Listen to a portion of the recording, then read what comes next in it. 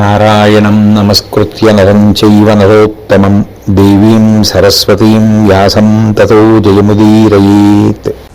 భీష్మాచార్యుల వారిని ప్రశ్నించడం కొనసాగిస్తూ ధర్మరాజు గారు బ్రహ్మచర్యము, గృహస్థాశ్రమము, వానప్రస్థము, సన్యాసము అనబడేటటువంటి 4 ఆశ్రమములలో ఉండేటటువంటి వారు కూడా ఆరాధన చేసేది ఏ దైవాన్ని నాకు తెలియచేయవలసింది అని అడిగితే దానికి సమాధానంగా భీష్మాచార్యుల వారు అన్ని ఆశ్రమములలో ఉండేటటువంటి వారు కొలిచేటటువంటి దైవస్వరూపం శ్రీ మహావిష్ణువు అని దానికి సంబంధించినటువంటి ఉపాఖ్యానాన్ని తెలియచేయడం ప్రారంభం చేశారు.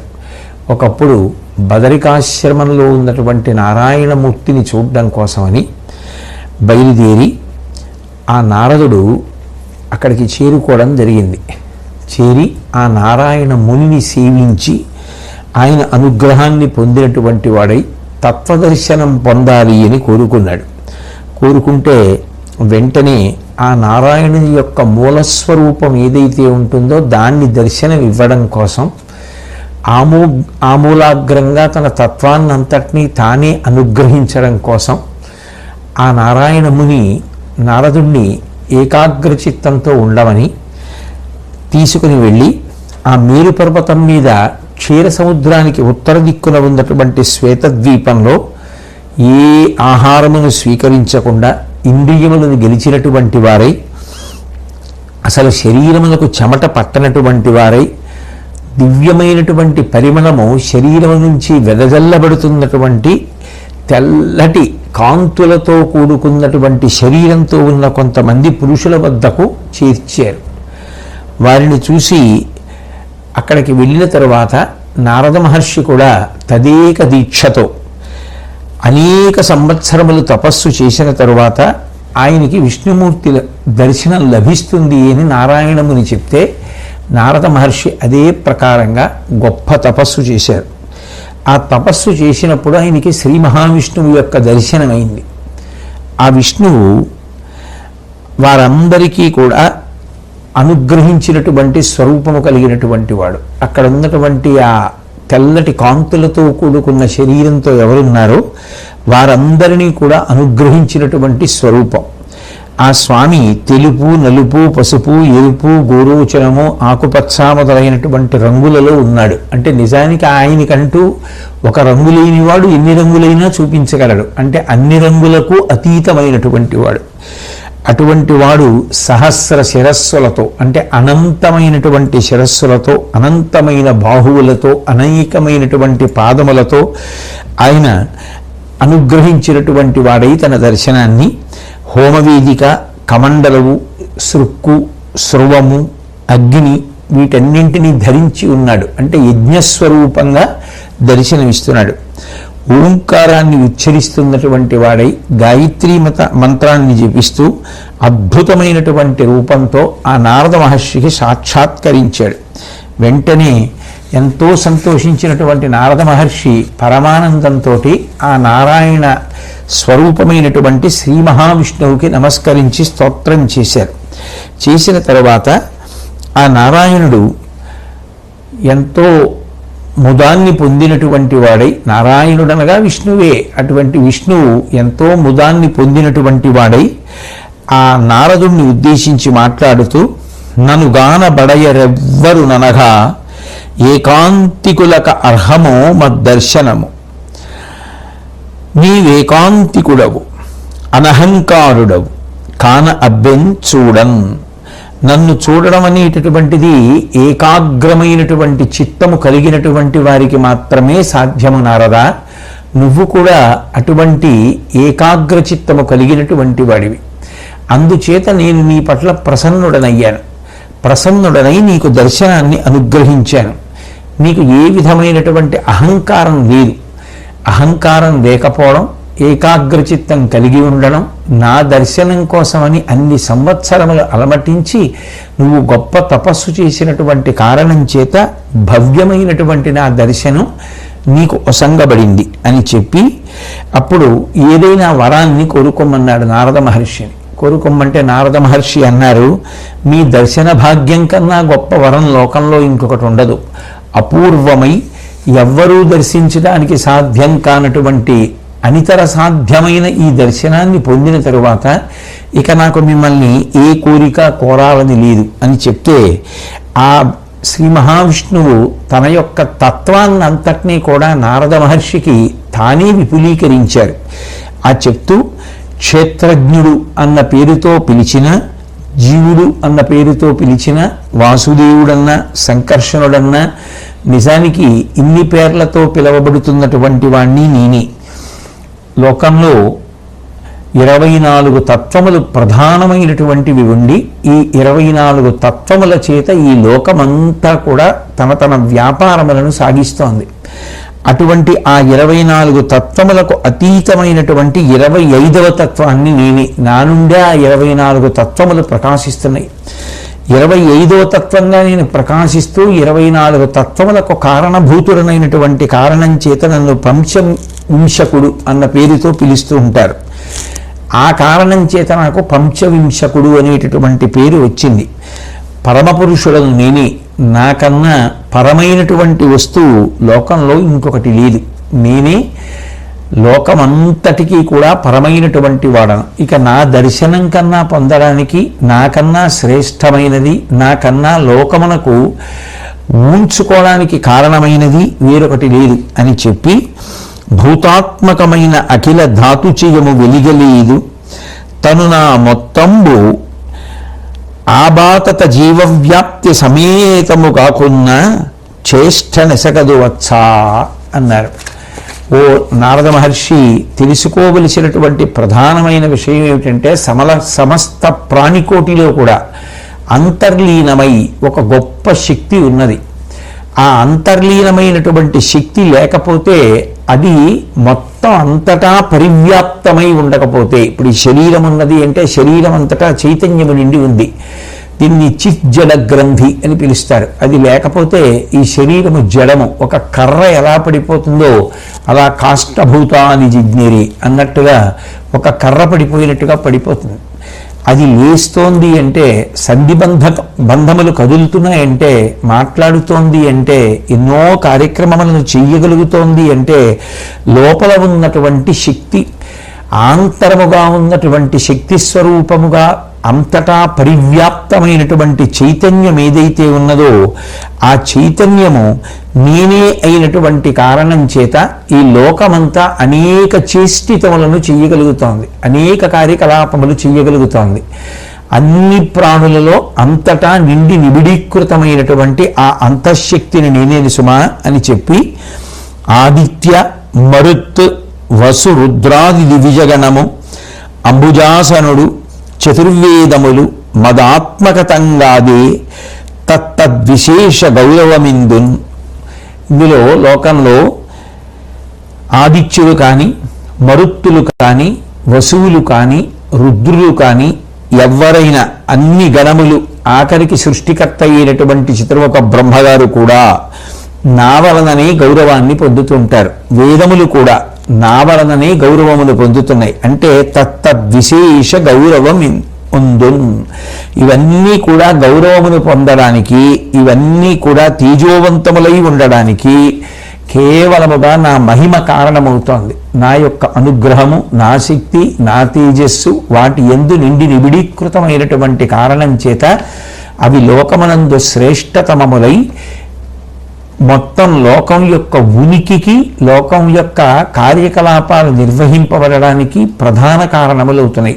సృష్టికర్త అయినటువంటి చతుర్ముఖ బ్రహ్మగారి దగ్గర నుంచి, బ్రహ్మగారు సృష్టి చేయడానికి ప్రమాణ గ్రంథములైనటువంటి వేదముల వరకు అన్నిటినీ కూడా నా యొక్క మహిమ చేత ప్రకాశింపచేస్తున్నాను. కమలగర్భు సృజించి సకల జగద్ధురానియుక్తుని గావించి ఏ నివృత్తి పరతనేకాకిని దివ్య భవ్యమగు సహాయముగ సంచరింతు మధ్యస్థ వృత్తి. అసలు ఈ లోకములన్నింటినీ కూడా సృజించడానికి మొట్టమొదట చతుర్ముఖ బ్రహ్మగారిని సృష్టికర్తగా సృజించినటువంటి వాడను నేనే. అటువంటి బ్రహ్మగారిని సృష్టించి ఈ లోకమునంతటినీ కూడా రచన చేయమని, ఈ లోకమును సృష్టి చేయమని నేనే ఆయనకు అధికారమును కట్టబెట్టాను. ఆ తర్వాత ఈ ప్రపంచ భారమంతా కూడా ఆయన చేత నిర్వహింపబడుతోంది. నేను బ్రహ్మగారికి ఇటువంటి కార్యక్రమాన్ని అప్పచెప్పి నివృత్తి మార్గాన్ని చేపట్టి ఏకాంతముగా ఉంటాను.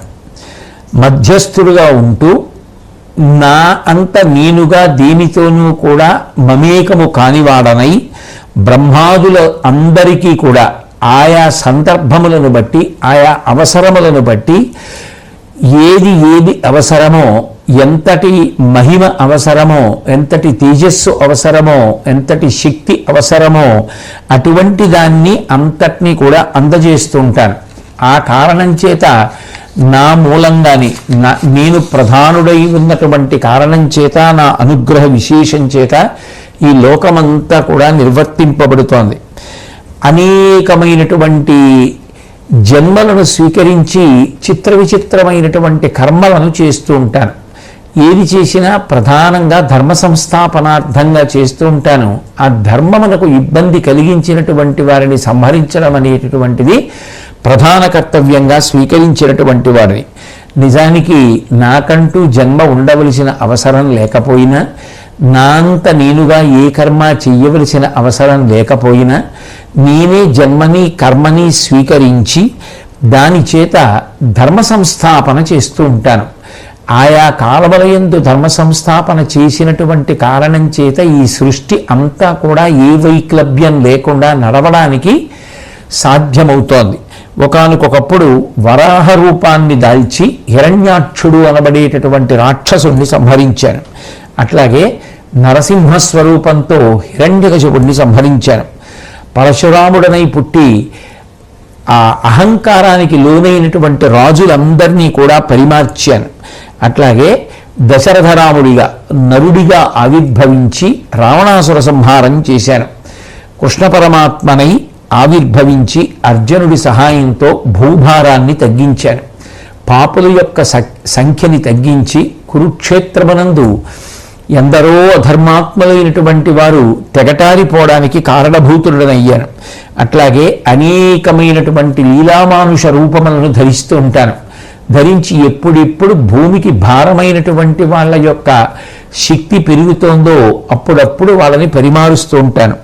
అటువంటి జాబితాలోని వారే ఆ కంసుడు, కాలయవనుడు, అట్లాగే మురుడు, నరకుడు, బాణుడు మొదలైనటువంటి లోక కంటకులు, ధర్మమును పాడు చేసేటటువంటి వారు ఎవరుంటారో వారందరినీ కూడా సంహరించాను.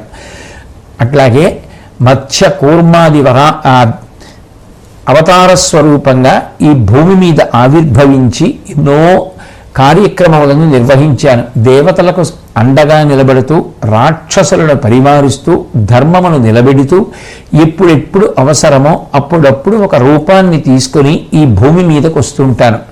అవన్నీ అవతారములు అని కీర్తింపబడుతుంటాయి.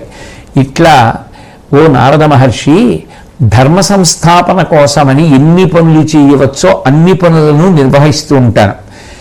ఏ కర్తవ్యం కోసం ఒక అవతారాన్ని స్వీకరిస్తానో, ఏ కర్తవ్య నిర్వహణ కొరకు అని ఒక రూపాన్ని పొందుతూ ఉంటానో, ఆ కర్తవ్య నిర్వహణము పూర్తయిపోగానే మళ్ళీ మూలస్వరూపమైనటువంటి చైతన్యంగా, మూలస్వరూపమైనటువంటి శ్రీ మహావిష్ణు తత్వంగా ప్రకాశిస్తూ ఉంటాను. ఓ నారద, నీవు నా యందు ఏకాగ్రచిత్తము కలిగిన వాడివి, అహంకారమును జయించిన వాడివి, ఇంద్రియములను గెలిచినటువంటి వాడివి, పరమ భాగవతోత్తముడవు. అందుకని నిన్ను అనుగ్రహించి నా దర్శనాన్ని నీకు కల్పించడంతో పాటుగా నా తత్వాన్నంతటినీ కూడా నీకు ఉపదేశం చేయడం జరిగింది అని చెప్తే, నారదుడు ఆ ఉపదేశామృతాన్ని స్వీకరించి ధన్యుడైనటువంటి వాడై ఆ చుట్టూ ఉన్నటువంటి మహర్షులందరికీ కూడా శ్రీ మహావిష్ణువు చేత తనకి ప్రబోధం చేయబడినటువంటి తత్వాన్నంతటినీ ఉపదేశం చేశాడు. ఆ కారణం చేత వారందరూ కూడా ధన్యులయ్యారు. ఈ విశేషాన్నంతటినీ కూడా వివరిస్తూ చిట్ట చివర దీని గురించి ఒక మాట చెప్తారు. నీ వినిన ఉపాఖ్యానములేవియు సరిగావు దీనికి, ఇది దీర్ఘాయు శ్రీ విభవారోగ్యములం కావించు, పఠించినం తగన్ తగు వినినన్. ఓ ధర్మరాజా, ఇత పూర్వం నువ్వు అనేక ప్రశ్నలు అడిగినప్పుడు నీకు నేను అనేక ఉపాఖ్యానములను వివరించాను. ఇంతవరకు నా నుండి నువ్వు విన్నటువంటి ఏ ఉపాఖ్యానమో కూడా ఇప్పుడు నువ్వు విన్న ఈ ఉపాఖ్యానముతో సరిసమానమైనది కాదు. బదరికాశ్రమానికి వెళ్ళి నారాయణముని సేవించి ఆయన అనుగ్రహంతో ఆ క్షీరసాగరానికి ఉత్తర దిక్కున ఉన్నటువంటి శ్వేతద్వీపానికి చేరుకుని అక్కడ తపస్సు చేసి శ్రీ మహావిష్ణువు యొక్క దర్శనాన్ని పొంది వరం కోరుకోమంటే ఏమీ కోరుకోకుండా ఆయన చేతనే తన దర్శనము అనుగ్రహింపబడి ఆయనే తన తత్వాన్ని అంతటినీ చెప్తే విన్నటువంటి నారద మహర్షి యొక్క వైభవానికి సంబంధించిన ఈ ఉపాఖ్యానం ఏదైతే ఉందో దీనిని విన్నవారందరికీ, చదివిన వారందరికీ, చెప్పిన వారికి అందరికీ కూడా దీర్ఘాయుర్దాయము, సకల సంపదలు, వైభవము, ఆరోగ్యము అన్నీ చేకూరుతాయి. అంత గొప్ప ఉపాఖ్యానం ఇది, తెలుసుకోవలసినది అని చెప్పి దీని యొక్క గొప్పతనాన్ని అందరికీ మహాభారతాంతర్గతంగా భీష్మముఖతః తెలియచేయడం జరిగింది. తదనంతరం ఇప్పటి వరకు భీష్మాచార్యుల వారిని ధర్మరాజు గారు అడిగితే ఆ తరువాత కొన్ని ప్రశ్నలు జనమేజయుడు వైశంపాయనుణ్ణి అడిగాడు. అడిగినప్పుడు ఆ జనమేజయుడు వైశంపాయనుణ్ణి ఉద్దేశించి ప్రశ్న వేస్తూ, ఓ వైశంపాయన, నువ్వు ఎప్పుడు చెప్పినా కూడా మోక్షం అనేటటువంటిది అత్యంత ప్రధానమని, ఈ జనన మరణ చక్రము నుండి విడుదల పొందడం కొరకే ప్రత్యేకమైనటువంటి ప్రయత్నాన్ని, సాధనని చెయ్యవలసి ఉంటుందని, దాని కొరకే అనేక ధర్మములు, అనేక మార్గములు, అనుష్ఠానములు ఏర్పడ్డాయని చెబుతూ ఉంటావు. అయితే దేవతలు కూడా ఈ మోక్ష ధర్మం మీద ఆసక్తి చూపించినట్లుగా కనపడదు. వారు కూడా కేవలంగా పురోడాశాన్ని మాత్రమే తింటూ గడుపుతూ ఉంటారు. ఇక జనులో భౌతిక విషయముల మీద ఆసక్తి చూపిస్తూ ఉంటారు. మరి మోక్షం అనేటటువంటిది అంత ప్రధానమైన విషయమైనప్పుడు జనులు కానీ దేవతలు కానీ మోక్షానికి అంత పెద్ద ప్రాధాన్యం ఇవ్వకుండా హవిష్యాన్ని భుజించడంలో దేవతలు, భౌతిక సుఖములను పొందడంలో నరులు ఎందుకు అనురక్తి చూపిస్తూ ఉంటారు, నాకు తెలియచేయవలసినది అని జనమేజయుడు వైశంపాయనుడిని అడిగితే ఆ వైశంపాయనుడు జనమేజయుడికి జవాబు చెప్తున్నాడు. ఆదిత్యాది సమస్త దేవతలు అట్లాగే మహర్షులు ఒక రోజున బ్రహ్మదేవుడి యొక్క దర్శనం చేసుకున్నారు. చేసుకుని ఇప్పుడు, ఓ జనమేజయ, నువ్వు నన్ను ఏది ప్రశ్నించావో అదే వారు బ్రహ్మగారిని ప్రశ్నించారు. ప్రశ్నిస్తే బ్రహ్మగారు, సరే ఈ ప్రశ్న మనందరం కలిసి శ్రీమన్నారాయణుడిని అడుగుదాం రండి అని చెప్పి వాళ్ళందరినీ తీసుకుని వెళ్ళి క్షీరసాగరానికి సమీపంలో విడిది చేసి వాళ్ళందరూ కూడా కొన్ని వేల దివ్య సంవత్సరములు తపస్సు చేయగా ఆకాశంలోంచి వారికి ఒక మధురమైనటువంటి గంభీరమైనటువంటి వాణి వినపడింది. అంటే అంత తపస్సు చేసినప్పటికీ నిజానికి వారికి దర్శనము కాలేదు, వారికి విష్ణువు యొక్క వాణి వినపడింది.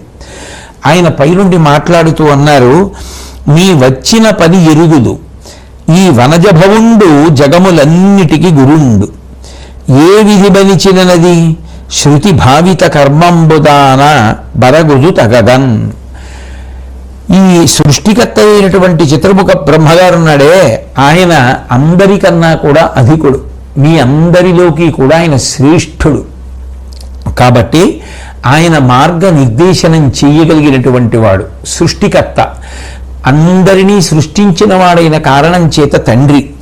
ఆయన ఏ కర్తవ్యాన్ని నిర్ణయిస్తాడో అది వేదముల చేత ప్రతిపాదింపబడినదే అయి ఉంటుంది. వేదముల చేత ప్రతిపాదింపబడినటువంటి దాన్ని కర్తవ్యంగా చతుర్ముఖ బ్రహ్మగారు నిర్ణయించడు. కాబట్టి అటువంటి వేదాంతర్గతమైనటువంటి విషయములు ఏ ఉంటాయో, వేదము చేత ప్రతిపాదింపబడినది ఏది ఉంటుందో దాన్నే ప్రమాణంగా స్వీకరించి నేను కూడా నిర్వహిస్తూ ఉంటాను. కాబట్టి నేను చెప్పినటువంటి మాట జాగ్రత్తగా వినండి. వేద విహితముగా అంటే వేదములు ఎట్లా చెప్పాయో దాన్ని ప్రమాణంగా తీసుకుని యజ్ఞము చెయ్యండి. అప్పుడు ఆ యాగంలో నాకు భాగాన్ని కల్పించండి, హవిష్యాన్ని నాకు కూడా ఇవ్వండి అని చెప్పి ఆయన ఆ సశరీరంగా దర్శనం ఇవ్వకుండా వాణి రూపంలో పలికితే అది విన్నటువంటి దేవతలందరూ కూడా చతుర్ముఖ బ్రహ్మగారితో కలిసి వైష్ణవము అని పేరు కలిగినటువంటి యజ్ఞం చేశారు. యజ్ఞం చేసి అందులో విష్ణుమూర్తికి భాగం కల్పించారు. దానితో ఆ విష్ణుమూర్తి చాలా దయ కలిగినటువంటి వాడై ఆకాశంలోంచి మాట్లాడుతూ, బ్రహ్మాది దేవతలు, ఈ దేవతలు, మహర్షులు మీ అందరూ కూడా చాలా మంచి పని చేశారు, పుణ్యానికి తగినటువంటి పని చేశారు, చేయవలసిన పని చేశారు, ఏది ప్రమాణమో అది చేశారు. కాబట్టి నేను మీ పట్ల ఎంతో సంతోషిస్తున్నాను. వేదం నిర్దేశించగా అంటే వేదము ఎట్లా చెప్పిందో అట్లా మనుష్యులు యజ్ఞాన్ని చేసినప్పుడు మీకందరికీ సమర్పించినటువంటి హవిస్సు ఏది ఉంటుందో ఆయా భాగములను వీరందరూ గ్రహిస్తూ ఉండండి అని విష్ణువు ఆదేశించారు. అందుకని ఆనాటి నుంచి దేవతలు ఆ హవిర్భాగములను స్వీకరిస్తూ ఉంటారు. దానితో తృప్తిపడి అభివృద్ధి పొందండి అన్నారు. అందుకని దేవతలు అక్కడ వరకు పరిమితి చెంది వారు ఆ హవిర్భాగములను భుజించి సంతోషపడుతూ ఉంటారు.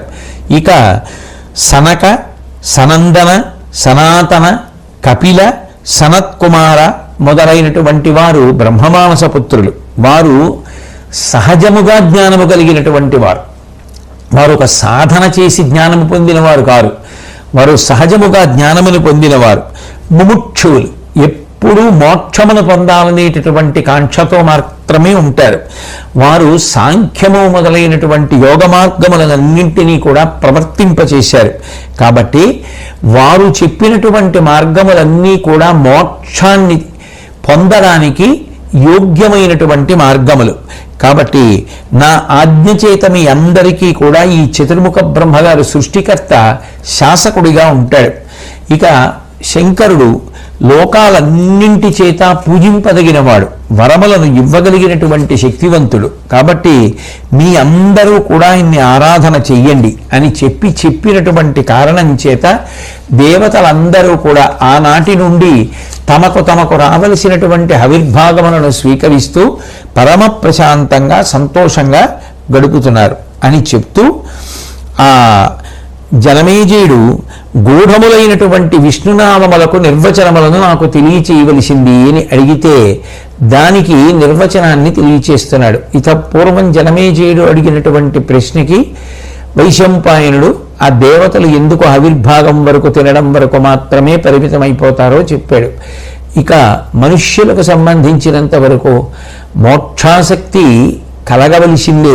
కానీ మోక్షాసక్తి కలగకపోవడానికి గత జన్మలలో చేసుకున్నటువంటి పాపపుణ్యములు, ఇంద్రియముల ద్వారా అనుభవించేటటువంటి భోగముల యందు కలిగే అనురక్తి, అట్లాగే శాస్త్రమునందు గురువునందు ఉండవలసినంత శ్రద్ధ లేకపోవడం, కాలమునందు ఇతర విషయముల చేత పొందినంత ఆకర్షణ భగవన్మార్గమునందు పొందకపోవడం, ఇవన్నీ కూడా సంసారమునందు పరిభ్రమించడానికి కారణములు అని భారతమునందు అనేక పర్యాయములు చెప్పడం జరిగింది. ఇక ఆ శ్రీ మహావిష్ణువు యొక్క గుప్తమైనటువంటి నామములు ఏవి ఉంటాయో వాటి గురించి తెలియచేయవలసింది అని అడిగినప్పుడు ఆ వైశంపాయనుడు వివరిస్తున్నాడు. నారాయణ అనబడేటటువంటి నామం చాలా చాలా గొప్ప నామం. కాబట్టి ఆ నారాయణ అనేటటువంటి నామానికి ఉండేటటువంటి అర్థాన్ని తెలుసుకోవలసింది అని చెప్పి ఒకనాడు అర్జునుడు అడిగితే విష్ణువు తన నామములకు తానే వ్యాఖ్యానం ఏం చెప్పారో దానిని వైశంపాయనుడు జనమేజయుడికి చెప్తున్నాడు.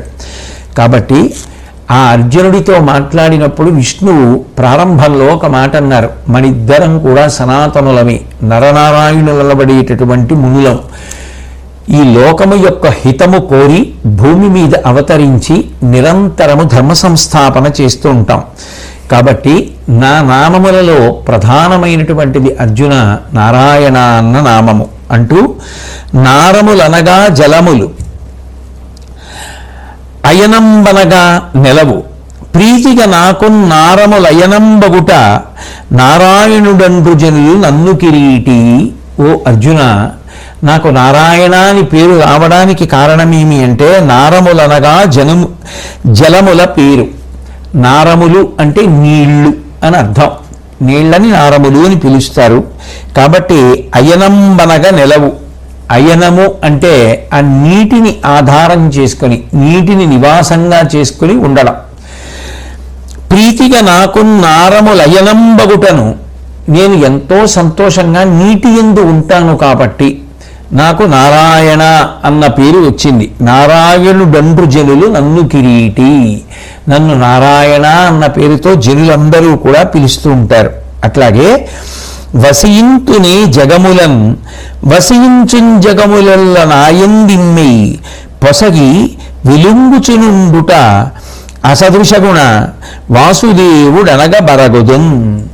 లోకములన్నీ నాలో ఉంటాయి, నేను లోకములన్నిటిలో ఉంటాను. విశ్వం విష్ణు, నిజానికి ఆయన కానిది ఏదీ లేదు. హరిమయము విష్ణువంతయు, హరిమయము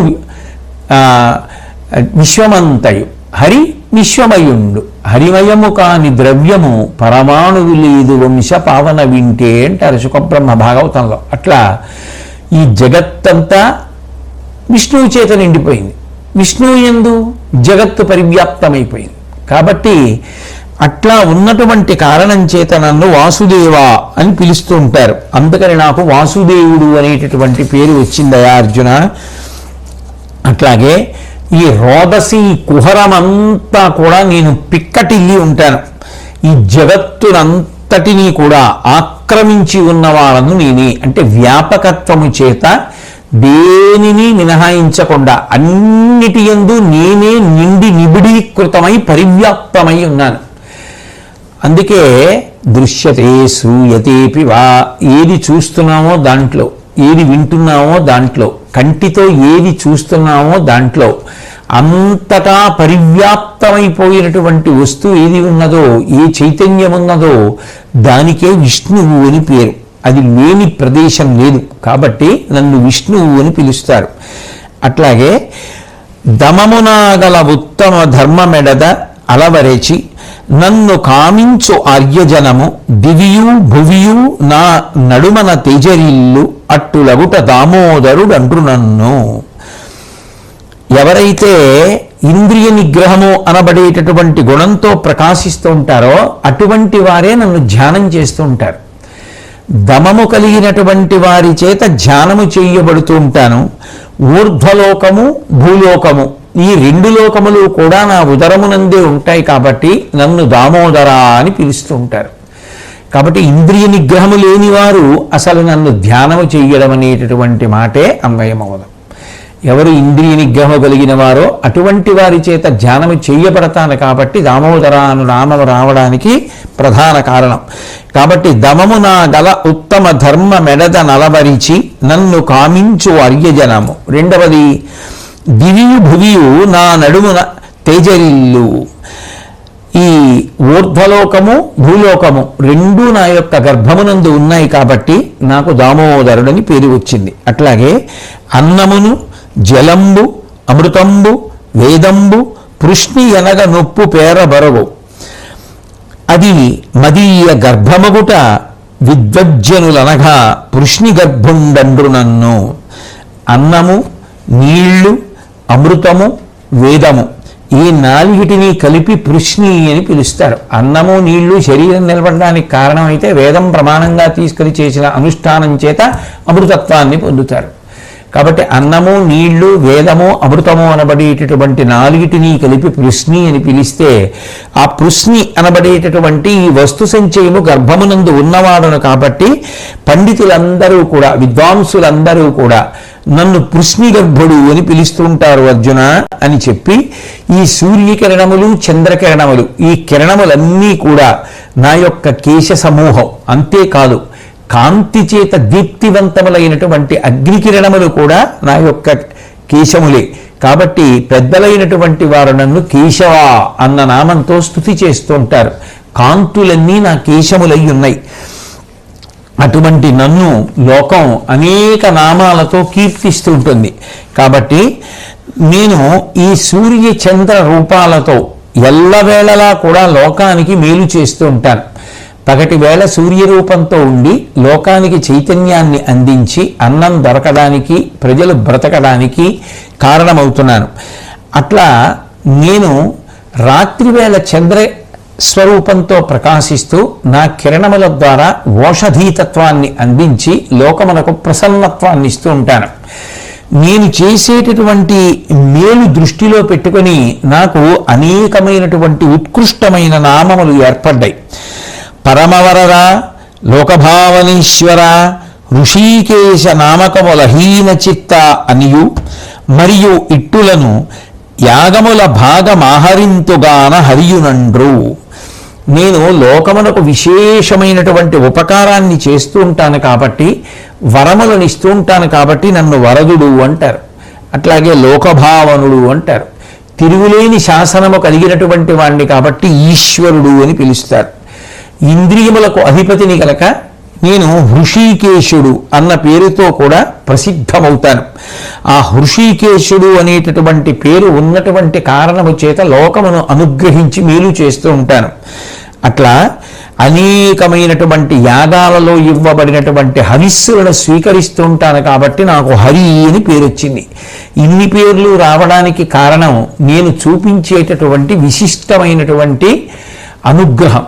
లోకానికి నిరంతరము శుభ పరంపరలను వసగుతూ ఉంటాను కాబట్టి నాకు ఇన్ని రకములైనటువంటి నామధేయములు ఏర్పడ్డాయి, అర్జున తెలుసుకో అని చెప్పి ఆయన గోవు అన్న మాటకి అర్థం కేవలము ఆవే కాదు, గోవు అంటే భూమి కూడా. దానిని నిరంతరము కాపాడుతుంటాను కాబట్టి నాకు గోవిందుడు అని పేరు. ఈ భూమికి ఏ హాని జరిగినా నేను అంగీకరించను. ఈ భూమి నాది కాబట్టి భూమిని రక్షిస్తూ ఉంటాను. భూమికి భారము అధికమైతే, అధర్మము పెచ్చరిల్లినా, పాపము పెరిగిపోయినా అవతార స్వీకారము చేసి మళ్ళీ భూభారమును తగ్గిస్తూ ఉంటాను. అట్లాగే నా శరీరము రోమరహితంగా ఒప్పాడుతుంటుంది కాబట్టి నాకు శిపివిష్టుడు అని ఒక పేరు వచ్చింది. నేను కర్షణక్రియ చేస్తూ ఉంటాను. అంటే భూమి దున్నడం అనేటటువంటి కార్యాన్ని చేసిన కారణం చేత, నల్లని రంగుతో ప్రకాశించినటువంటి కారణం చేత నన్ను కృష్ణుడు అని పిలుస్తారు. నాకు సత్ అసత్ రెండూ కూడా నాయందే ప్రకాశిస్తూ ఉంటాయి. ఈ రెండు నాయందే ప్రకాశించినటువంటి కారణం చేత నాకు సత్యుడు అని ఇంకొక పేరు వచ్చింది. ఇక పుట్టుక అనేది నిజానికి నాకు లేనే లేదు. జన్మకర్మచమే దివ్యం ఏవం యో విత్తి తత్వతః. కాబట్టి నా జన్మ, నా కర్మ దివ్యములు. అసలు నిజానికి నేను జన్మించవలసిన అవసరమే లేదు. కానీ నాకు నేనుగా సంకల్పం చేసుకుని కేవలము ధర్మ సంస్థాపనార్థం ఆవిర్భవిస్తూ ఉంటాను. కాబట్టి జన్మలేనివాడను కాబట్టి నాకు అజుడు అని పేరు.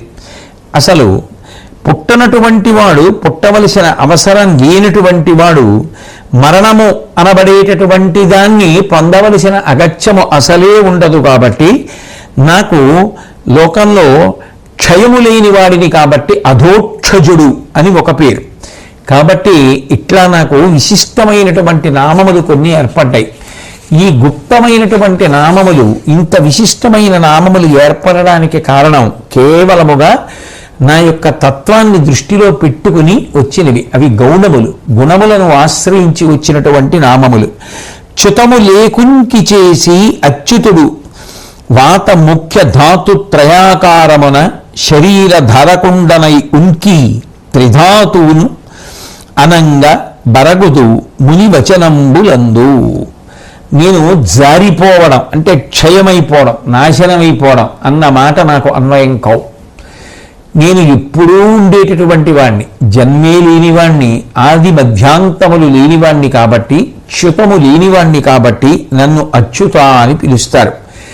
ఇక ప్రాణులందరిలోనూ కూడా వాత, పిత్త, శ్లేష్మములనబడేటటువంటి 3 ధాతువుల రూపంలో ఉంటాను కాబట్టి ఋషులు నన్ను త్రిధాతువు అని కీర్తిస్తూ ఉంటారు. నా తేజస్సు కారణంగానే అనేకమైనటువంటి జంతువులలో నెయ్యి ఏర్పడుతోంది.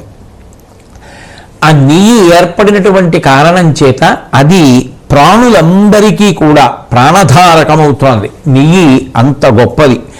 అటువంటి ఘృతము జంతువుల యందు స్రవించడానికి నేను కారణమవుతున్నాను కాబట్టి, అవి నెయ్యితో కూడుకున్న పదార్థములను ఇవ్వగలిగినవై, అవి ఇచ్చిన పదార్థం నుండి నెయ్యి వస్తోంది. పాలిస్తే పాలలోంచి నెయ్యి వస్తోంది.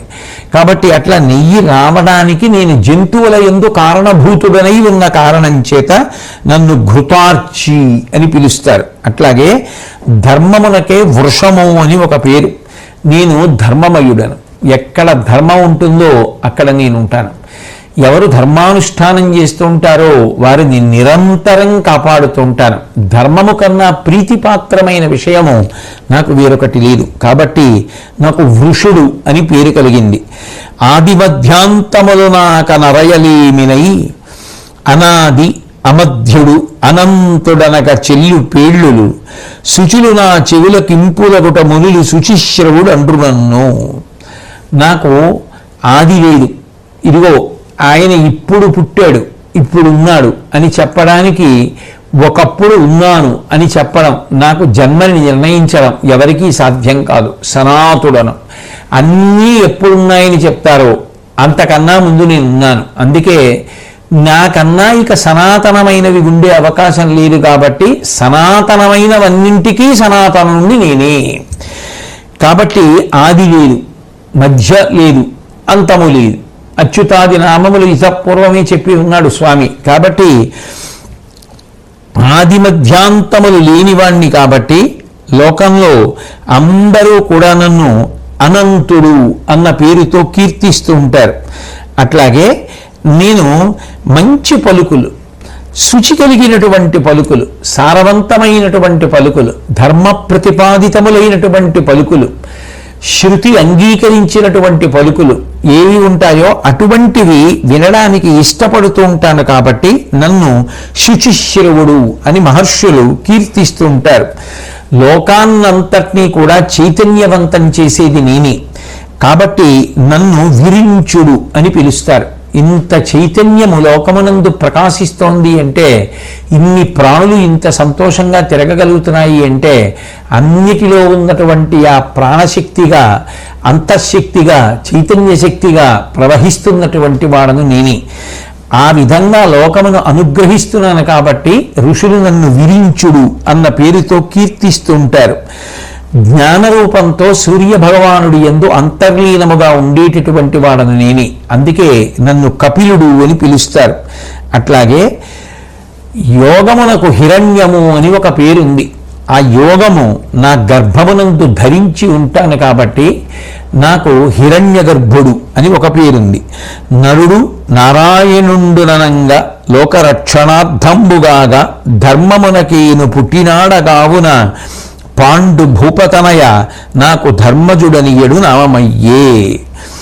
నరుడు నారాయణుడు అనేటటువంటి అవతారాలతో లోకంలో ఆవిర్భవించి ఎప్పుడూ కూడా ధర్మాన్ని రక్షిస్తూ ఉంటాను. కాబట్టి ధర్మమునందు మిక్కిలి ప్రీతిని పొంది ఉంటాను. కాబట్టి నాకు ధర్మజుడు అనబడేటటువంటి పేరు ప్రకాశించింది అని తెలియచేసి, నేను వేదముల చేత ప్రతిపాదింపబడినటువంటి వాణ్ణి, రెండవది లేనివాణ్ణి, మిక్కిలి ప్రకాశము కలిగినటువంటి వాణ్ణి, లోకమునంతటినీ కూడా అనుగ్రహించేటటువంటి వాణ్ణి, ఎన్నో పేర్లతో ఎన్నో రకాలుగా లోకమునకు ఉపకారమును చేసేటటువంటి వాణ్ణి. కాబట్టి నేనే ఇన్నిగా అనుగ్రహిస్తున్నాను. కాబట్టి అంతటా పరివ్యాప్తమై అనుగ్రహిస్తున్నాను. కాబట్టి ప్రధానముగా విష్ణు స్వరూపంగా భావింపబడుతూ ఉంటాను.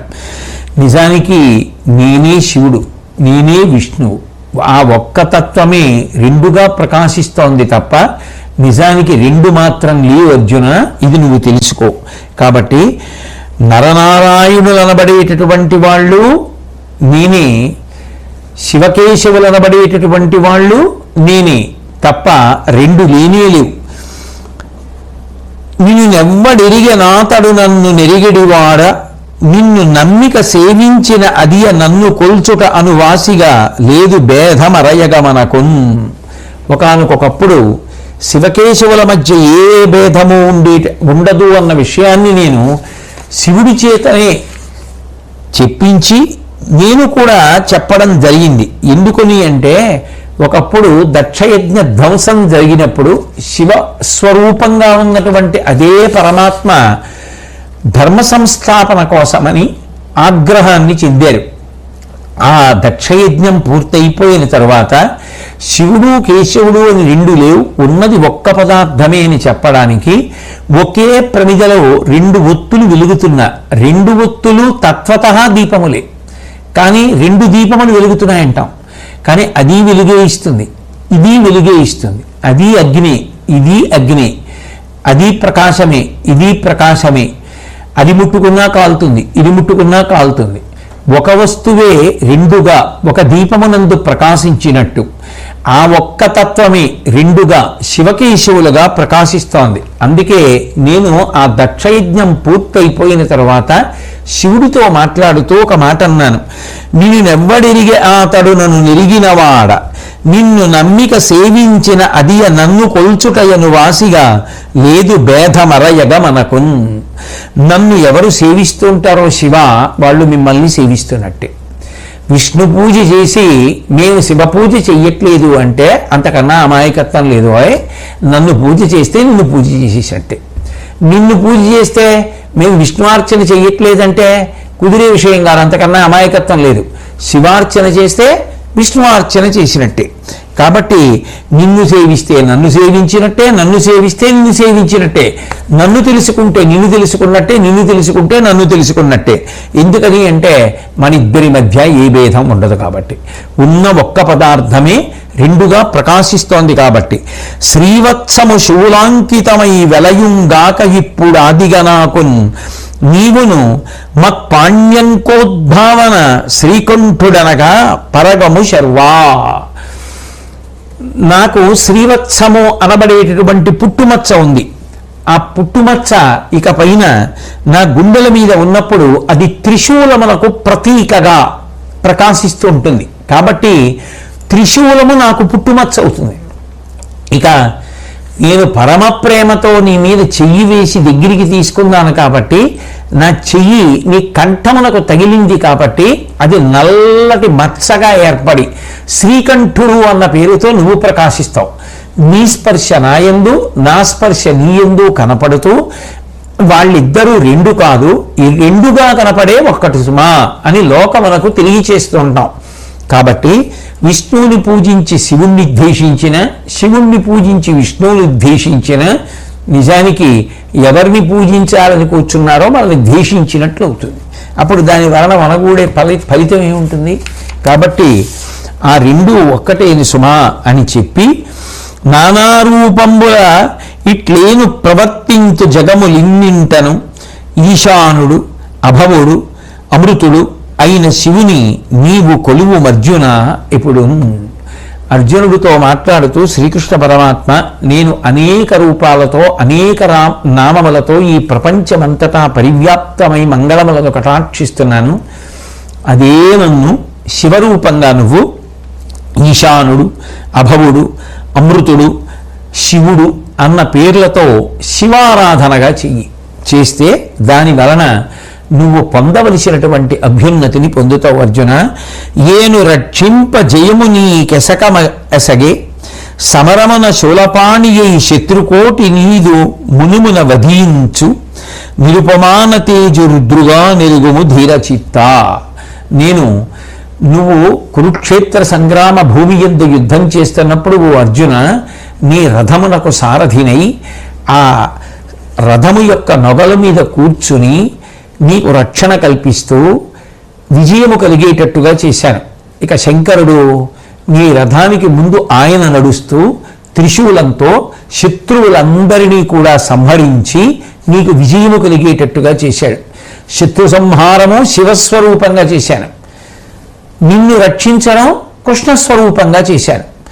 రెండిటిని రెండు రూపాలతో చేసిన ఒక్కటి మాత్రము నేనే. కాబట్టి రెండు ఉన్నాయని నువ్వు ఎప్పుడు అనుకోకుసుమా, ఉన్నదే ఒక్కటి. ఆ ఒక్క స్వరూపమునందు నువ్వు మనసు బాగా నిలిపి ప్రార్థన చేస్తే దాని వలన సంతోషాన్ని పొందుతావు అని చెప్పిన తరువాత చాలా సంతోషించారు. తదనంతరం ఆ జనమేజయుడు ప్రశ్న వేస్తే దానికి జవాబుగా వైశంపాయనుడు హయగ్రీవావతారం గురించి మాట్లాడుతున్నారు. ప్రళయకాలంబున జలముల విష్ణుండు యోగ నిద్రారతి నుండి నీలుకాంచి లోకంబులు కావింపతలప అహంకారమెసకి బ్రహ్మాభిధాన కలితమై తన్నాభి కమలంబునందిట్లు జనియించి ఆ బ్రహ్మ సకల సృష్టి కాదిభూతములుగా వేదముల్నాలుగు కలిగించే అప్పుడ కమలనాభునందు మునులయించినట్టి గుణంబులు మూట తొలుత సత్వమునకు తోపు కలిమి తాన నుండి కమలోద్భవుడు రజస్తమములసురులయ్య ధరణినాథ. ఆ హయగ్రీవ అవతారం రావడానికి ఏర్పడినటువంటి నేపథ్యాన్ని వైశంపాయనుడు జనమేజయుడికి చెప్తున్నాడు. ఒకానొకనాడు మహాప్రళయంలో ఈ లోకములన్నీ కూడా నిశ్శేషములైపోయి ప్రళయ జలముల చేత నిండిపోయిన తరువాత మళ్ళీ పునః సృష్టి చెయ్యాలి అని అనుకున్నప్పుడు యోగనిద్రాపరవశుడయ్యున్నటువంటి ఆ సాక్షాత్ శ్రీ మహావిష్ణువు మేల్కొని జగములను సృష్టించాలి అనేటటువంటి సంకల్పాన్ని పొందారు. ఆయన అటువంటి సంకల్పాన్ని పొంది నేనన్న భావన పొందగానే ఆయన ఆ సృష్టి చెయ్యాలి అని పొందినటువంటి భావన ఏది ఏర్పడిందో ఆ సృష్టి భావమునకు బ్రహ్మ అన్న పేరు వచ్చింది. ఆయన యొక్క నాభికమలం నుంచి ఒక రూపంతో బ్రహ్మగారు ఆవిర్భవించి ఆయన వెంటనే వేదములను 4 సృష్టి చేసి ఆ వేదముల 4 ప్రమాణంగా తీసుకొని సృష్టి రచన చెయ్యడానికి సిద్ధపడుతున్నటువంటి సమయంలో శ్రీ మహావిష్ణువు యొక్క సత్వగుణము చతుర్ముఖ బ్రహ్మగారైతే రజోగుణము తమోగుణము ఈ 2 కూడా సత్వగుణము ఎంత ఆదియో ఇవి కూడా అంత ఆది. అవి ఎప్పుడున్నాయో ఇవప్పుడున్నాయి. అందుకని ఇవి 2 రాక్షస రూపాలని పొంది ఒకే కాలమునందు బ్రహ్మగారు ఒకే కాలమునందు ఈ 2 గుణములు 2 రాక్షసులు మధు కైటభుడు అన్న పేరుతో ఆవిర్భవించారు. ఆ మధుకైటబులు అనేటటువంటి రాక్షసులు 2 కూడా బ్రహ్మగారి చేతిలో ఉన్నటువంటి వేదములను చూసి ఓహో ఈ వేదములను ఆధారముగా ఇప్పుడు సృష్టి చేస్తాడు, ఇవి తీసుకుపోదాం అనుకున్నారు. ఎందుకు తీసుకుపోతే ఏమిటి కలిసి వచ్చింది వాళ్ళకి అంటే అవి రజోగుణ తమో గుణానికి సంబంధించిన లక్షణాలు. రజోగుణ తమో గుణములే కదా రాక్షసులుగా మారాయి. అందుకని వెంటనే వాళ్ళ ఆ వేదములను అపహరించి మూట కట్టి పట్టుకెళ్ళి పాతాళంలో పడేస్తే ఆ ఆధారభూతములైనటువంటి వేదములు లేకుండా నేను ఎట్లా జగత్తులను సృష్టి చేస్తాను అని చెప్పి ఆపదకి లోనైనటువంటి వాడై ఆ చతుర్ముఖ బ్రహ్మగారు అయోమయావస్థ పొందారు. అటువంటి సమయంలో ఆ శ్రీ మహావిష్ణువు విష్ణు బహువిధముల వినుతింప అజ్జలశాయి హయశిరంబు సకల వర్ణ భాసురంబునైన పరమాద్భుతంపు రూపంబు దాల్చి వెదపరతనుంది. ఆ పడుకుని ఉన్నటువంటి శ్రీ మహావిష్ణువుని ఆపద తీర్చమని వేదములను మళ్ళీ వెతికి తీసుకొచ్చి తనకు అప్పజెప్పమని పునః సృష్టి ప్రారంభం కావడానికి దారి చెయ్యమని సృష్టికర్తగా ఉండవలసిన బ్రహ్మగారు వేదములను పోగొట్టుకుని బాధతో ఆర్తి చెంది ఆక్రోశించి ప్రార్థన చేస్తే వెంటనే శ్రీ మహావిష్ణువు గుర్రం యొక్క తలకాయ ఎలా ఉంటుందో అటువంటి తలతో కూడుకున్నటువంటి వాడై ఆయన వివిధ వర్ణముల చేత ప్రకాశించేటటువంటి శరీరాన్ని పొంది ఆ వేదములను తేవడం కోసం పాతాళలోకానికి వెళ్ళి అక్కడ సుదీర్ఘమైనటువంటి ప్రణవధ్వని చేశాడు. ఆయన ఓంకారధ్వని చేశాడు. ఆ శబ్దం విని ఎక్కడి నుంచో శబ్దం వస్తోంది, బహుశా అక్కడ ఎవరో ఉండుంటారు అనుకుని ఈ రాక్షసులు 2 మధుకైటబులు 2 పరిగెత్తారు. తీరా అక్కడికి వెడితే వాళ్ళకేం కనపట్టలేదు. ఎందుకని అంటే అక్కడికి వెళ్ళి ఆ వేదములను తీసుకొచ్చి బ్రహ్మగారికి ఇచ్చేసి యథాస్థితిలో పూర్వం ఎలా పడుకున్నారో అలా శ్రీ మహావిష్ణువు యోగనిద్ర పరవశుడయ్యున్నట్టుగా పడుకున్నారు. ఈ వెళ్ళిన రాక్షసులు 2 పాతాళ లోకంలో ఎవరూ కనపడక విసుగు చెంది తిరిగి వచ్చారు. వారికి విష్ణువు కనపడ్డారు. వెంటనే వాళ్ళు ఆ విష్ణువుతో యుద్ధం ప్రారంభం చేశారు. చచ్చిపోవడానికి యుద్ధం చేయడం తప్ప ఆయనతో యుద్ధం చేసి బ్రతకగలమని గుణాతీతుడైన పరమాత్మ కాబట్టి ఆయనే మళ్ళీ ఆ గుణములను జయించగలడు లేదా సాధకుడి చేత జయం పొందేటట్టు చేయగలడు. అందుకని ఆ హయగ్రీవుడనేటటువంటి పేరుతో ప్రకాశించినటువంటి విష్ణు స్వరూపమే ఆ మధుకైటబులను సంహరించింది. కాబట్టి విను నారాయణ పరములు జననాయక వేదములను జన్నంబులు తక్కిన పుణ్య సమారంభంబులును రసముఖ గోచరంబులును భూతములున్. ఈ లోకంలో ఉండేటటువంటి వేదాలు కానీ యజ్ఞములు కానీ లేకపోతే సకల పుణ్య కర్మలు కానీ ఈ పంచభూతములైనటువంటి పృథివ్యాపస్తేజోవాయు ఆకాశములు కానీ ఇవన్నీ కూడా నారాయణ స్వరూపములే. ఇవన్నీ కూడా నారాయణుని చేత నిర్వర్తింపబడి ఆయన యాజమాన్యమునందు ఆయన యొక్క తేజస్సు చేత ప్రకాశిస్తూ నిర్వర్తింపబడేవి అని చెప్పి ఆ హయగ్రీవావతారము యొక్క వైభవాన్ని వైశంపాయనుడు జనమేజయుడికి తెలియచేశాడు. తెలియచేసిన తరువాత ఆ జనమేజయుని యొక్క ప్రశ్న మేరకే వైశంపాయనుడు మళ్ళీ వ్యాసోదంతాన్ని తెలియచేస్తున్నారు. ఒకానొకప్పుడు చతుర్ముఖ బ్రహ్మగారు వేదములన్నింటినీ కూడా 4 ముఖములతో కీర్తిస్తూ ఆ 4 ముఖములతో వేదములను చదువుతున్నప్పుడు అవి ప్రమాణములు కనుక లోకమంతా కూడా ఆ వేదమును ప్రమాణముగా చేసుకొని తరించవలసి ఉంటుంది. కాబట్టి ఆ వేదముల యొక్క ప్రమాణాన్ని నిలబెట్టడానికి ఆ వేదములకు నిరంతరము శుభాన్ని చెయ్యడం కోసమని ఒక మహాజ్ఞానిని పుత్రుడిగా పొందాలి అనేటటువంటి భావన సాక్షాత్ ఆ శ్రీ మహావిష్ణువు పొందారు. అప్పుడు ఆయనకి ఒక మహాజ్ఞాని పుత్రుడిగా ఆవిర్భవించాడు. ఆయన పేరు అపాంతరతముడు. ఆ అపాంతరతముడు గొప్ప భక్తి ప్రపత్తులతో నమస్కరిస్తూ తండ్రి వద్ద నిలబడితే ఆ స్వామి ఈ అపాంతరతముణ్ణి ఆదేశించాడు, నువ్వు ఏకాగ్రతతో వేదములను అధ్యయనం చెయ్యి అని. ఆయన ఆ వేదములు అధ్యయనం చేసి పుట్టుకతో ఆయనకి చేరాయి ఆ వేదములు. ఆ చేరినటువంటి వేదములను 4గా విభాగం చేశాడు. జీవుల యొక్క ఆయుర్దాయాన్ని దృష్టిలో పెట్టుకొని ఏ యుగంలో ఎవరు ఎంతంత వేదాన్ని చదువుకోగలుగుతారు అనేటటువంటి దాన్ని గణన చేసి వేదమును 4గా విభాగం చేస్తే దాని చేత వేద ప్రమాణము లోకమునందు నిలబడడానికి కావలసిన అవకాశాన్ని ఆ అపాంతరతముడు కల్పిస్తే ఆయన చేసిన పనికి మహాప్రసన్నుడైనటువంటి నారాయణుడు సంతోషించి ఆ పిల్లవాడితోటి వేదవ్యాసుడా రమ్మని ఆదరమున పిలిచి నాకు ఆత్మజుడై సంపాదించుమాడవధికాహ్లాదము మన్వంతరములన్నిటి యందున్. నువ్వు ఇప్పుడే కాదు ప్రతి మన్వంతరమునందు నా యొక్క రూపంగానే మళ్ళీ అవతారంగా వస్తుంటావు. ప్రతి మన్వంతరంలో నువ్వు వచ్చినా నీ పేరు వ్యాసుడే, కొత్త పేరు ఉండదు. కాబట్టి వ్యాసుడన్న పేరుతోనే వెళుతుంటావు, వెళ్ళి వేద విభాగం చేస్తుంటావు.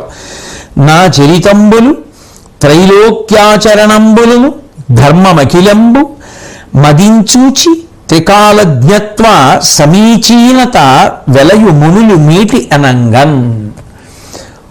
ఓ పిల్లవాడా, నువ్వు ప్రతి మన్వంతరంలోనూ కూడా ఇలాగే వ్యాస పదవిని అధిష్ఠించి భగవత్ సంబంధమైనటువంటి కథలనన్నిటినీ కూడా ప్రచారం చేస్తూ 3 లోకాలలో ఉండేటటువంటి వారు అనుష్ఠించవలసినటువంటి అంశములను సమస్త ధర్మములను మనసులో తెలుసుకున్నవాడవై భూత భవిష్యత్ వర్తమాన కాలముల మీద ఆధిపత్యమును పొంది త్రికాలజ్ఞుడవై మహర్షులలోకెల్లా ఉత్తముడవై లోకమునకు విశిష్టమైనటువంటి జ్ఞానాన్ని అనుగ్రహిస్తూ ఉంటావు.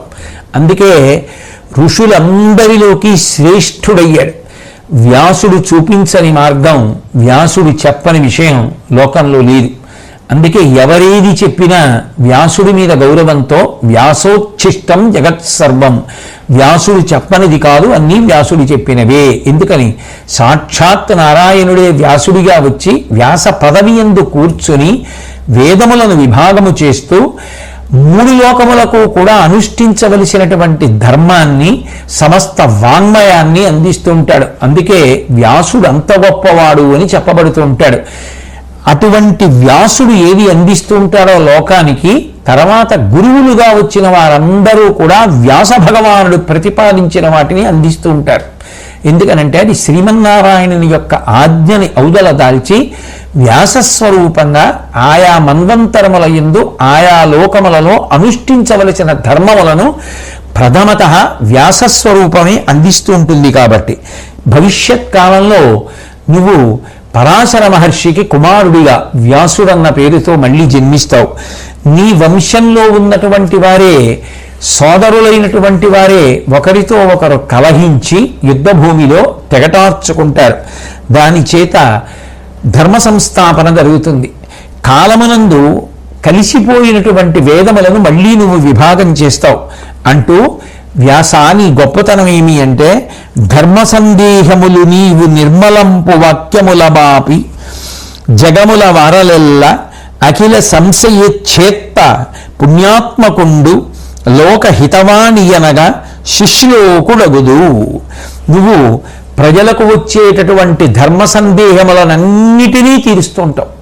ఒకటో రెండో పదో వందో అని కాదు, ధర్మ సంబంధమైనటువంటి ఏ అనుమానమైనా తీర్చేటటువంటిది వాంగ్మయమనందు వ్యాసుడే. ఆయనని ప్రమాణంగా తీసుకుని చెప్తుంటాం. కాబట్టి ఎవరు చెప్పినా చెప్తుంటారు పెద్దలైన వారు. కాబట్టి అటువంటి ధర్మ సందేహాన్ని తీర్చగలిగినటువంటి మాటల ప్రజ్ఞ కలిగినటువంటి వాడివి, అఖిలమైనటువంటి సంశయములను ఛేదించగలిగినటువంటి వాడివి. ఎవరికి ఏ అనుమానాలున్నా అనుమానము నివృత్తి చేయగలిగినటువంటి సమర్థత కలిగినటువంటి వాడివి, అపారమైన పుణ్యము కలిగినటువంటి వాడివి, లోకము యొక్క హితమును సంతతము ఆలోచించేటటువంటి వాడివి. కాబట్టి ప్రజలు నిన్ను గొప్పగా గౌరవిస్తూ ఉంటారు, పూజిస్తూ ఉంటారు. కానీ వ్యాస, నువ్వు ఎంత గొప్పవాడివైనా విరాగివి మాత్రము కావు. కానీ నీ కుమారుడు ఒకడు మాత్రం మహానుభావుడై మహాప్రాజ్ఞుడై పుట్టుక చేతనే గొప్ప వైరాగ్యాన్ని పొందుతాడు అని వరమిచ్చారు శ్రీ మహావిష్ణువు. ఆ కారణం చేతనే శుకబ్రహ్మ పరమ విరాగి వ్యాస భగవానుడికి కుమారుడిగా ఆవిర్భవించాడు.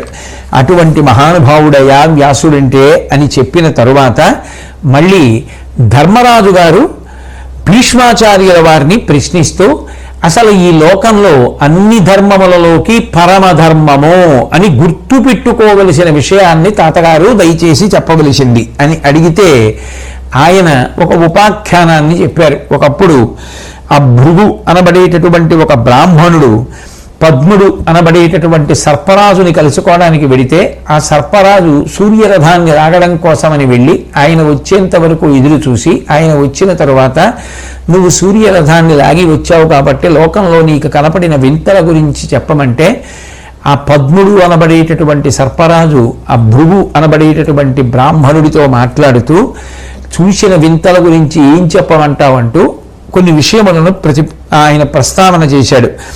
ఆశ్చర్యములకెల్లనాస్పదం బాధిత్యుడు ఆతని వలనన భూతజాలమఖిలంబు చెరియించు అది అచ్చరువు కాదే. అద్దేవు అంశములందు ప్రీతి అమరులు వాలకిల్యాది మునీంద్రులు సిద్ధులు శాఖల చెందియుండు విహగ కులంబు విధమున వసయింతురు అంతకంటెనుడి ఎక్కుడద్భుతంబు కలదే. అమ్మహాత్మ వలనన వాయువు వెడలి అతని నడిమి విపుల రశ్మి పొంది వృష్టి కురిమి ఇందును అట్టి చోద్యములు కలవే భూసురాగ్రగణ్య. ఏం చెప్పమంటావయ్యా, అసలు సూర్య భగవానుడే లోకంలో ఆశ్చర్యములలోకెల్లా ఆశ్చర్యం. ఎందుకని అంటే ఆయన సమస్త ప్రాణిజాతము బ్రతకడానికి కారణమవుతున్నాడు. సూర్యుడు అంటే ప్రాణశక్తి. ఆయన లేని నాడు ప్రాణులు ఉండలేవు.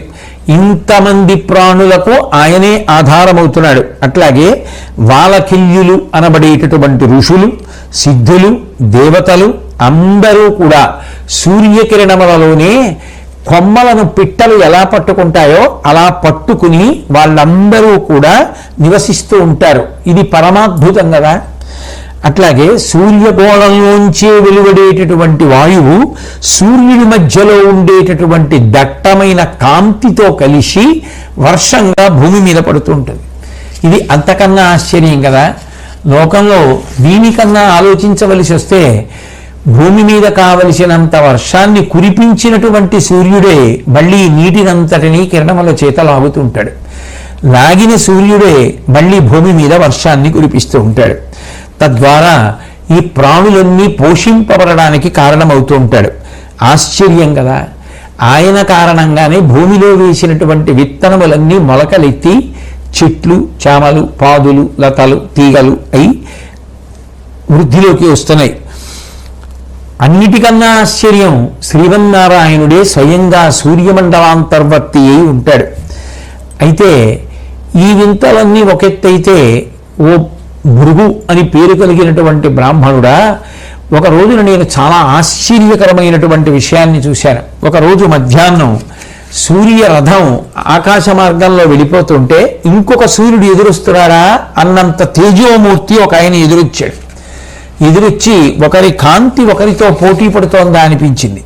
ఆ వచ్చిన ఆయన సూర్యనారాయణమూర్తి యందు ఐక్యమయ్యాడు. ఐక్యమైతే నేను ఆశ్చర్యపోయి వెనక్కి తిరిగి సూర్యుడిని అడిగాను, ఆయన ఎవరు నాకు దయచేసి చెప్పవలసింది అని. అప్పుడు సూర్యనారాయణమూర్తి అద్భుతమైనటువంటి విషయాన్ని చెప్పారు. సుర యక్ష గంధర్వ గరుడోరగాదులలోన ఎవ్వడు కాడు,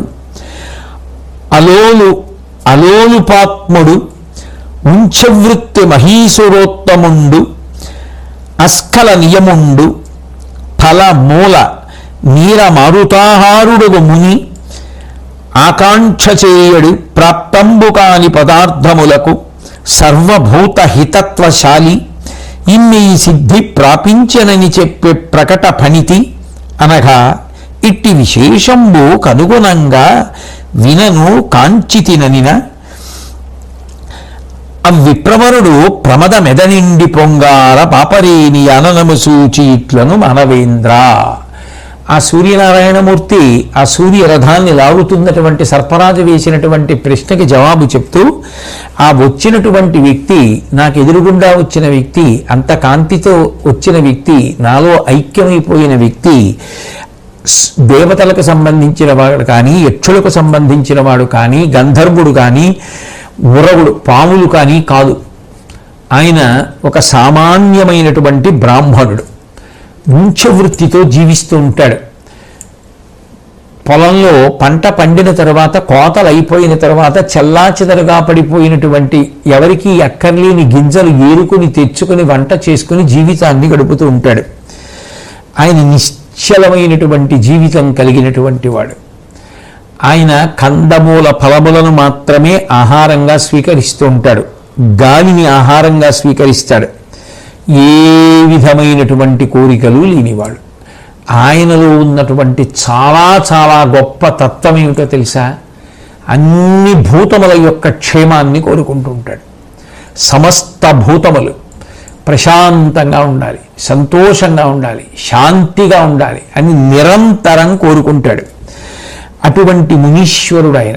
అందుకే అంతటి మహానుభావుడు కాబట్టే ఇట్లా సిద్ధి పొందగలిగాడు. ఆయన నాయందు ప్రవేశించి ఐక్యమైపోయాడు. కాబట్టి లోకంలో ధర్మములలో కల్లా గొప్ప ధర్మం ఏది అంటే అందరి యొక్క బాగు కోరుకోవడం. అందరూ ప్రశాంతంగా ఉండాలి, అందరూ సంతోషంగా ఉండాలి, అందరూ ఆనందంగా ఉండాలి, అందరూ కడుపు నిండా తినాలి, అందరికీ నీళ్లు లభించాలి, అందరూ ధర్మ మార్గ ప్రవర్తకుడు కావాలి అని ఎప్పుడూ సకల భూతముల యొక్క హితమును కోరుకునేటటువంటి వాడెవరుంటాడో వాడికన్నా గొప్పవాడు, అంతకన్నా మంచి భావన, అంతకన్నా గొప్ప ధర్మం లోకంలో ఇంకొకటి లేదు ధర్మరాజా. అటువంటి తత్వము, అటువంటి ధర్మము ఎవరి యందు ప్రకాశించిందో, తృప్తితో తానుంటూ అన్ని భూతములు కూడా తృప్తిగా ఉండాలని సర్వభూతముల యొక్క హితమును కోరుకున్నవాడు చిట్ట చివరికి ఎంతటి తేజస్సుని పొందాడో చూశావు కదా. సూర్యనారాయణమూర్తితో సమానమైన తేజస్సుని పొందాడు అని చెప్పి సూర్యరథాన్ని లాగిన పద్ముడన్న సర్పరాజు భృగు అన్న బ్రాహ్మణుడికి చెప్పగా విన్నావు కదా. కాబట్టి అంత గొప్పదయా. ధర్మములలో కల్లా పరమోత్కృష్టమైన ధర్మము అన్ని భూతముల యొక్క హితమును కోరుకొనుటయే అని భీష్మాచార్యుల వారు ఈ ఉపాఖ్యానంతో ధర్మరాజు గారికి చెప్పి శాంతి పర్వాన్ని పూర్తి చేశారు.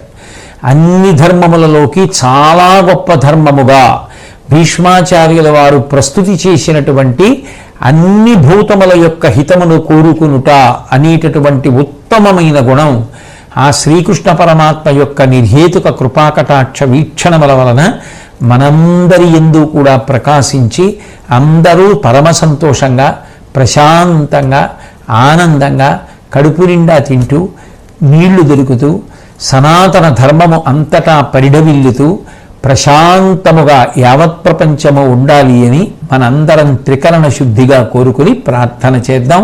శ్రీకృష్ణ పరమాత్మక నమస్సులు సమర్పిస్తూ శాంతి పర్వం పూర్తయింది అని తెలియచేస్తూ మళ్ళీ తరువాతి పర్వాన్ని నా చేత శ్రీకృష్ణ పరమాత్మ ఎంతవరకు పలికిస్తే అంతవరకు రేపు సాయంకాలం పలకగలవాడను అని మనవి చేస్తూ స్వస్తి.